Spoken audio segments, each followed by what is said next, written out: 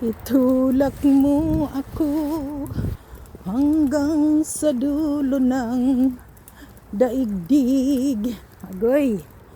Yan. Si Maria Flem. Galing sa grocery. Wala kasi akong panggasolina. Kaya yan, itulak. Itulak ang aming Einkaufswagen. Hindi yan Einkaufswagen, Einkaufstasche ang tawag dyan. Bilihan. Bot ko na ng tawag sa basta. Bag na may gulong. Ganyan. Para hindi na tayo magbitbit. Mahirap at bit-bit-bit. Lalo na tayo mga senior na. Mabigat. Masakit sa buto-buto. Yan, ang easy lang. Oh. Ang laman yan ay kalamansi na puno pero may bunga na. Binalot ko ng maigi para hindi siya lamigin. So pagdating ko sa bahay, ilalagay ko sa malaking paso. Makikita niyo yan. Napakagandang kalamansi. Napakaliit lang niya. Hindi ko binili nung last week kasi napakataas pa ng presyo. Ngayon binalikan ko.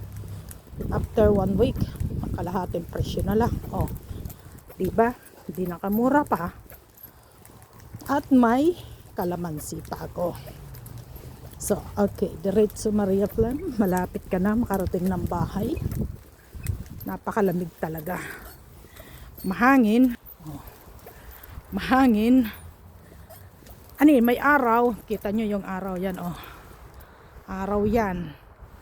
Tapos naman, malamig yung hangin. Ay, ang panahon dito sa Europe. Okay. Okay, diretso. Harapin na tayo. Ano pa, kalahating oras pa maglakad. Nakarating ng bahay. Ay. Pero maganda rin maglakad habang walang ulan. At walang snow. Kasi itong dinadaanan ko ito, pag nag-snow dito, nakaw, kailangan mo ng spike, talagang idudulas ka. Ngayon, okay. Oh. Okay na, ito lang ang aking update. Bye-bye.